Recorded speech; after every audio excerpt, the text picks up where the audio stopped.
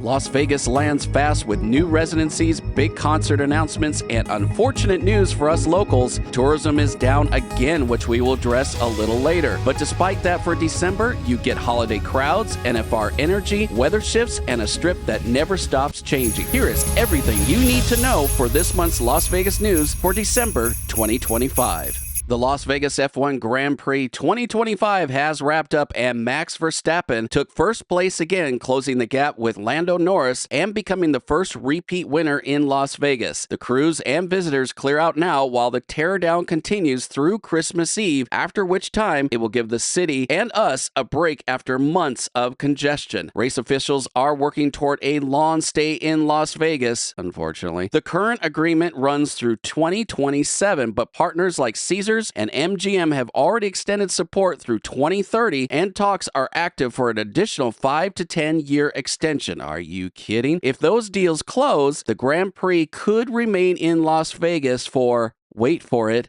until 2037. Batista's is back open after a 5-month shutdown to overhaul the 60-year-old building's internal systems. The work focused on the roof, plumbing, electrical, and air units, so guests will not see changes, but the long-term problems are fixed. Nearly the entire staff returned, and the connected stage door and liquor store reopened as well. All but 2 of the 60 employees who were paid during the shutdown, we might add, returned to their jobs at the venerable Batista's.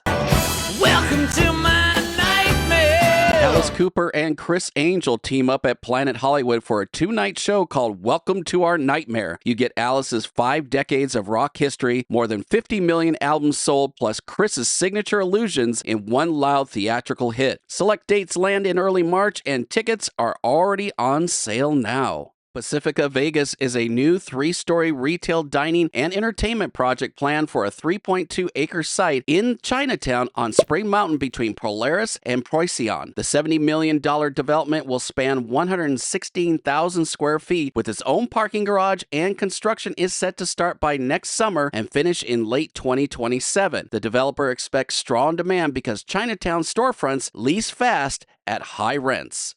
Mayfair's Supper Club at Bellagio will close on December 12th after MGM decided to end the current concept. The restaurant opened in 2019 and blended upscale dining with late-night performances in the former Hyde space. A new creative team will move in next to build a fresh, multi-level entertainment experience. This might be something to keep our eyes on. Flamingo just dropped renderings showing a redesigned lobby and voicemail-style check-in, plus a full revamp of Bugsy's Bar on the casino floor. The upgrades aim to shift Flamingo away from its mid-market value hotel roots toward a more upscale feel, because that's what we need more of in Vegas, sarcasm included. Maybe chasing convention goers and high rollers instead of bargain seekers is the choice for what the Flamingo feels is going forward. For many locals, the changes feel like Flamingo is trading its classic kitsch and soul for corporate polish and blandness. We'll keep our eyes on this story. You know that for sure. Bellagio Conservatory opened its winter display, all aboard for holiday bells and whistles. You get toy soldiers, elves, and a holiday train, and a giant gingerbread house and musical touches throughout the garden. Now, a little bit later here in the newscast, we'll tell you about all of the holiday displays that you can check out across the valley here in Las Vegas.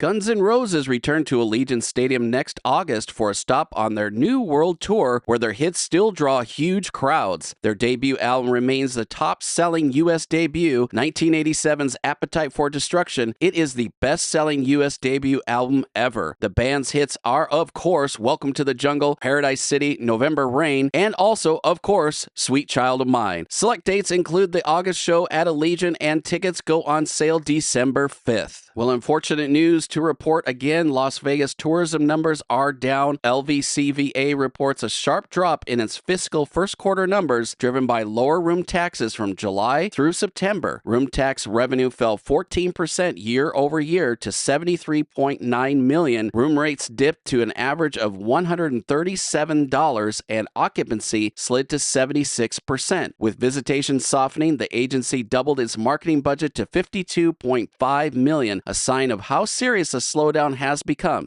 The National Finals Rodeo, or better known as the NFR, arrives again in early December and runs for select dates, drawing daily sellout crowds of around 17,000 at the Thomas & Mack Center. Last year, 170,000 tickets were sold. The UNLV area will stay packed while country stars like Brad Paisley, Gary Allen, Riley Green, and others perform across several venues. Now, this news just in regarding NFR. An outbreak of equine herpes virus has impacted rodeo events in the U.S., leading to the postponement of the NFR breakaway roping in Las Vegas. The illness is highly contagious, so to be safe to the horses, there are unfortunately going to be postponed events. The National Finals breakaway roping, the PRCA Permit Challenge, and the Benny Binion bucking horse sale, scheduled for early December, have been postponed due to the outbreak. Despite all this, tickets for all the other events are on sale now. Well, do you need plans for New Year's Eve that don't involve the Las Vegas Strip? We'll head downtown and check out Fremont Street's New Year's Eve event, Countdown Under the Canopy. The party includes live concerts on all 3 stages and a sync countdown and light show on the canopy. Headliners include Robin Thicke, CeeLo Green, Common Canes, Chingy, Pertinence, and Sammy Johnson, with tickets priced at $60 for guests 21 and over. Well, this is unfortunate news. The Cosmopolitan is shutting down its longtime ice rink at the Boulevard Pool, and the entire setup is heading to auction, from the furnishings to the plumbing grid and even the Zamboni. The equipment is stored off-site and reportedly needs several semi-trucks to haul away. With no dates announced this season, the tradition is finished, and Fontainebleau is now the only strip spot offering ice skating. So what about the Fontainebleau ice rink? Well, it's now going to be the only ice rink on the strip, with the seasonal Oasis ice rink on the 3rd floor pool deck. The rink stays open through early January with nightly sessions and includes extras like movie nights, fire pits, cabana options, and weekend DJs. Entry to the deck is free, and skating costs $30 on weekdays and $35 on the weekends, with skate rental included though. Mark Anthony will launch his first Las Vegas residency at the Blow Live Theater at Fontainebleau in 2026 with a run titled Vegas My Way. You get a mix of English and Spanish hits from his 30-year career, backed by major awards and global chart success. Select dates start in February and return in July and August 2026. Tickets are on sale now. Well, it's that time of year again. Several major resorts on the Strip have rolled out their full holiday decorations for December, including but not limited to the Bellagio, which we told you about earlier, Wynn, Venetian, Aria, Four Seasons, and the Link Promenade